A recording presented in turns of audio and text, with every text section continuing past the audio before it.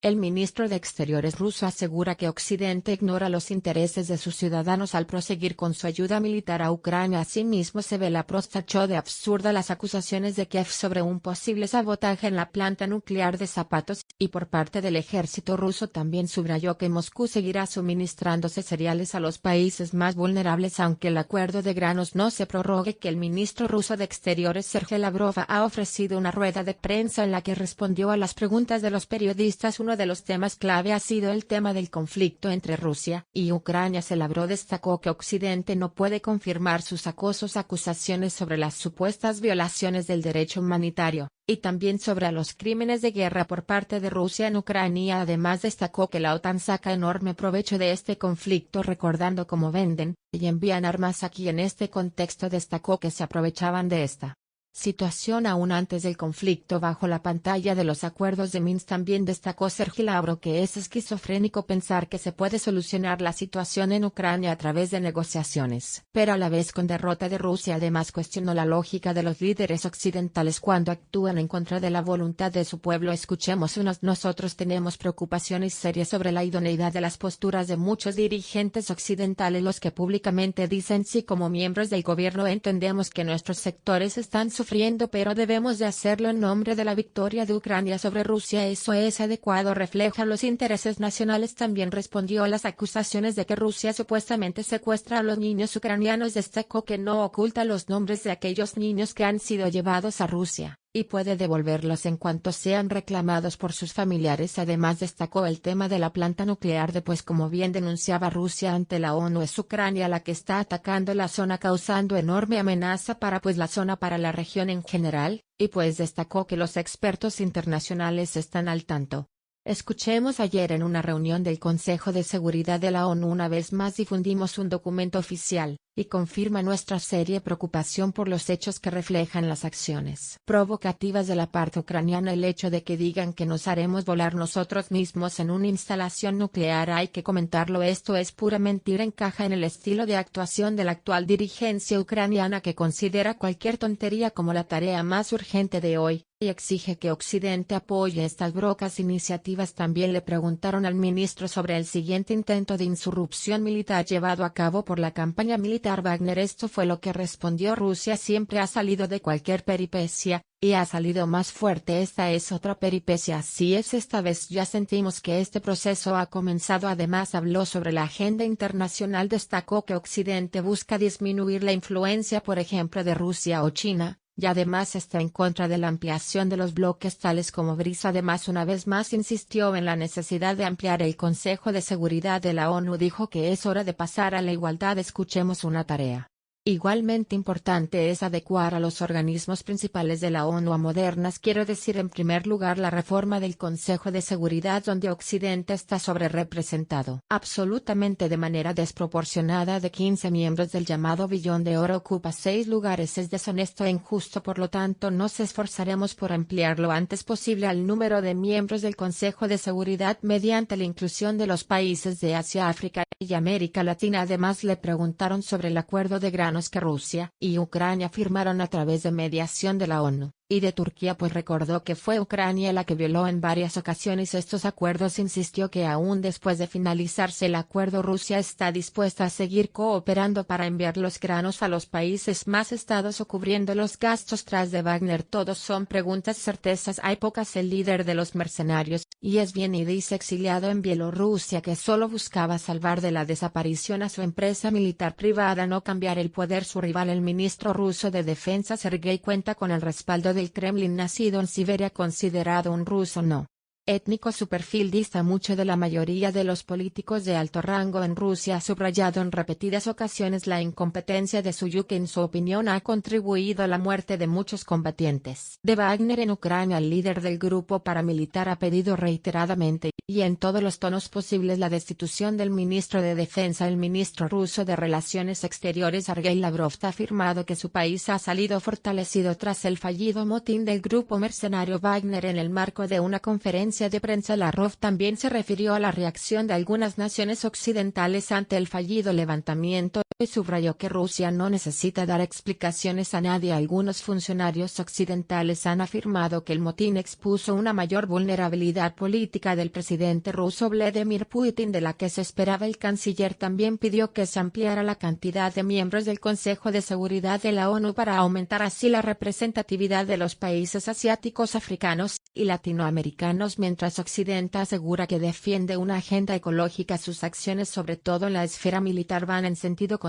Secretario general de la OTAN afirma que el cambio climático preocupa a la alianza, pero hace solo una semana los mayores ejercicios aéreos en la historia del bloque emitieron a la atmósfera más de 35.000 toneladas de gases de efecto invernadero. Dicen mucho y mucho queda en el papel, pero sus acciones van por otra vía. Vemos como el secretario general de la OTAN dice que el cambio climático es importante para la OTAN. Tratamos de hacer algo. Se refiere al Grupo de Trabajo de Protección Ambiental creado por la alianza en 1999. La pregunta es qué compatibilidad tiene ese trabajo ambiental con sus operaciones militares. Veamos. Del 12 al 23 de junio en Alemania tuvo lugar el mayor ejercicio aéreo de la historia de la OTAN, donde se registraron al menos 35.000 toneladas de gases de efecto invernadero. Y como estos, la OTAN realiza cada año al menos un centenar de estos ejercicios en Estados Unidos. En 2022 el ejército adoptó su primera estrategia climática con los dos objetivos claros para el 2030: reducir las emisiones en un 50%, para el 2050 emisiones cero. Suena bonito, pero no está claro cómo se va a lograr, y analistas dicen que carece de mecanismos de control así como la reducción de operaciones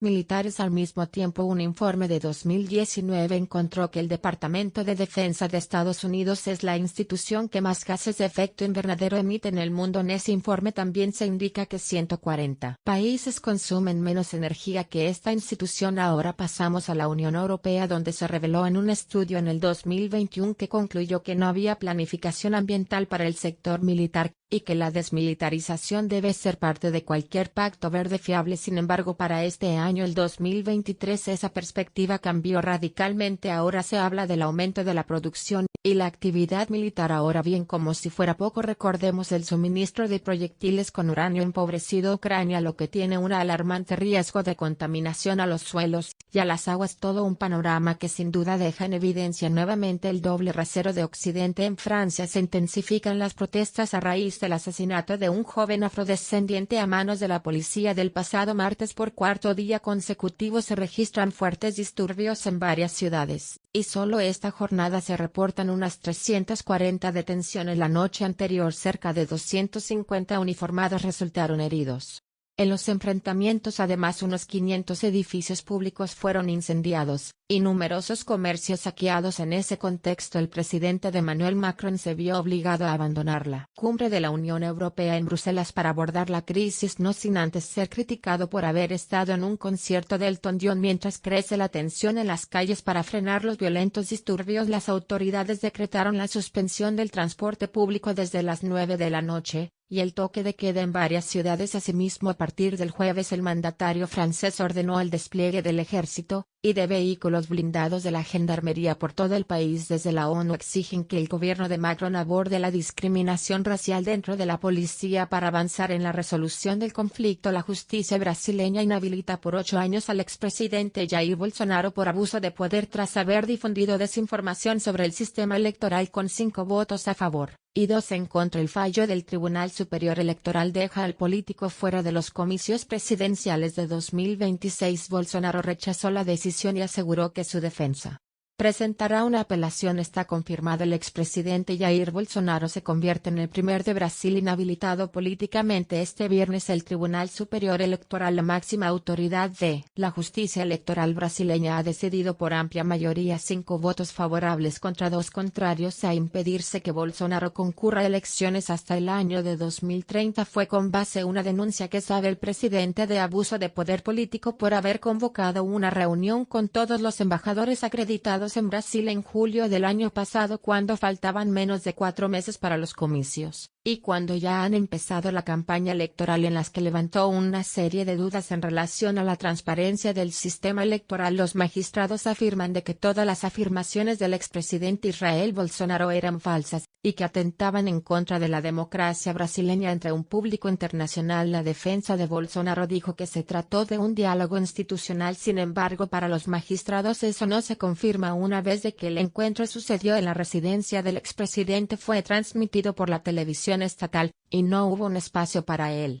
Diálogo con los ahí presentes, pues fueron solo un discurso del expresidencias para la justicia. Se trató de proselitismo electoral utilizando la estructura del Ejecutivo Nacional. Ahora el expresidente puede recurrir de la decisión, puede apelar tanto al Tribunal Superior Electoral como a la Suprema Corte Alta. Sin embargo, ya queda inmediatamente imposibilitado disfrutar las elecciones de 2024, que son elecciones municipales, y de 2026, las próximas elecciones generales del país. Más temprano el expresidente había destinado sus acusaciones, y dijo que sí iba a pelear de la decisión. También sus apoyadores preparan una minuta pública, un pedido público, una petición pública de amnistía para el expresidente. Además de este caso, Bolsonaro acumula otros 15 procesos en la justicia, y ahora se convierte en el primer expresidente de la historia imposibilitado disputar elecciones. Colombia y Venezuela dan un nuevo paso en el relanzamiento de sus relaciones bilaterales. Los ministros de Exteriores de ambos países se reunieron en el Palacio de San Carlos en Bogotá para instalar la Comisión de Buena Vecindad e Integración. Los cancilleres manifestaron la voluntad de sus gobiernos para restablecer los lazos y ser un ejemplo en la promoción de la paz, y nosotros no podemos ser inferiores a lo que tiene que ser en la reconstrucción de la paz en este planeta que hoy está pasando por muchísimas dificultades. Sea este un ejemplo para todo el mundo, señor canciller. La voluntad del gobierno del presidente Nicolás Maduro Moro al gobierno del presidente Gustavo Petro, todo el apoyo para reconstruir y relanzar unas relaciones que no son cualquier relación, es una relación en primer lugar de pueblo. Los jefes diplomáticos destacaron que la ruptura de las relaciones fue un acto irracional, y celebraron la rectificación del error. El ministro venezolano detalló que la comisión abordará asuntos como infraestructura, comunicaciones, migración, problemas sociales y energía, y hará un enfoque especial en las regiones fronterizas. Así se establecerán mesas especiales entre las autoridades de los departamentos limítrofes. Los cancilleres firmaron además una declaración conjunta sobre la cooperación en la búsqueda de personas desaparecidas en la frontera. La Contraloría General de Venezuela inhabilita a la exdiputada María Corina Machado para ejercer cargos públicos hasta el 2030. Entre otras imputaciones, se le acusa de haber participado en una trama de corrupción encabezada por Juan Guaidó, y apoyar las sanciones estadounidenses contra la nación. Lo primero que tenemos que decir es que esta inhabilitación que pesa sobre la dirigente opositora María Corina Machado no es de este viernes ni de esta semana, data del año 2015, cuando la Contraloría General de la República emitió esta sanción administrativa por acciones cometidas contra las leyes del país, principalmente la Constitución de la República Bolivariana de Venezuela, incluso la ley contra la corrupción. ¿Por qué se hace noticioso este tema justamente en esta fecha? Tiene que ver con que María Machado se inscribió en las primarias opositoras que se van a desarrollar el próximo 22 de octubre, y el diputado opositor José Brito acudió este 26 de junio ante la Contraloría General de la República para que aclare cuál es el estatus de la exdiputada. Este viernes la Contraloría emitió un oficio con la respuesta ante esta solicitud. Lo escuchamos. Le informó que se continuó con la investigación patrimonial, encontrándose que la ciudadana María Corina Machado está inhabilitada para el ejercicio de cualquier cargo público por el periodo de 15 años. El comunicado que difundió este viernes la Contraloría General de la República especifica cuáles fueron las acciones por las que María Corina Machado fue inhabilitada. Una de ellas tiene que ver con una investigación patrimonial en la que se demuestra que recibió fondos en divisas extranjeras, y que tienen origen desconocido. Vale destacar que durante diversas ocasiones se demostró que Machado y su organización Súmate, que pretendió rivalizar con la figura del Consejo Nacional Electoral, recibieron fondos de la USAID. Además, mientras ejercía como diputada del Parlamento venezolano, fue nombrada como embajadora alterna de Panamá ante la Organización de Estados Americanos, una vocería que ejerció para invocar la aplicación de la Carta Democrática contra Venezuela e incluso el del TIAR. Estas son algunas de las actuaciones que son descritas en este documento. Vale de destacar también que recientemente la encuestadora Interlaces publicó uno de sus más recientes estudios en el que dice que al menos 52% de los venezolanos considera que María Corina Machado debió ser investigada, penalizada por el hecho de solicitar una invasión extranjera. contra el país. En la misma situación de María Corina Machado se encuentran otros dos candidatos que también se inscribieron para las primarias opositoras que se van a realizar el próximo 22 de octubre. Son Enrique Capriles Radonsky, quien habría cometido irregularidades administrativas durante su gestión al frente de la gobernación del estado Miranda, y Freddy Superlano, dirigente opositor que además se utilizó el dinero de la ayuda humanitaria, la presunta ayuda humanitaria que fue otorgada a Venezuela para una noche de tragos en Cúcuta, en Argentina. El ministro de Justicia y Derechos Humanos presenta una acción declarativa de inconstitucionalidad contra la reforma de la Constitución de Jujuy. La enmienda fue impulsada por el gobernador Gerardo Morales y aprobada la semana pasada en la legislatura provincial de forma express. La acción derivó en protestas masivas que fueron reprimidas con violencia por la policía, con un saldo de más de un centenar de heridos y numerosos detenidos. El recurso judicial destaca que organismos internacionales de derechos humanos ya se han expresado sobre los graves sucesos. Anteriormente, la Secretaría de Derechos Humanos también presentó testimonios y denuncias de prácticas violatorias de los uniformados. La movilización en Jujuy comenzó con gremios docentes reclamando un aumento salarial, y luego se extendió a otros sectores. En la marcha se exige la derogación de los cambios por perjudicar a las comunidades indígenas y a los trabajadores. Andrés Manuel López Obrador presenta un informe sobre los programas de ayuda social que México implementa junto a naciones de Centroamérica para atender el problema de la migración. En ese sentido, subrayó que Estados Unidos podría ayudar a mitigar la crisis en vez de construir muros. El mandatario asegura que es deber de los estados generar bienestar para que la población no abandone en su país. La migración no se da por gusto sino por necesidad, y que la migración tiene que ser opcional, no forzosa, y hay que atender las causas, hay que crear empleos, hay que promover el bienestar de los pueblos mientras el movimiento de los pueblos por la paz y la justicia. Insta a México y Estados Unidos a modificar su política migratoria para priorizar el derecho a la cima de fondo. En Estados Unidos, desde sábado entra en vigor una nueva ley migratoria en el estado de Florida respaldada por el gobernador republicano Ron DeSantis. La legislación es considerada una de las más severas del país, y contiene nuevas restricciones para los indocumentados en el estado. Ya se ha movilizado una caravana denominada Todos Somos Florida, en la que participan cientos de migrantes en rechazo a la medida.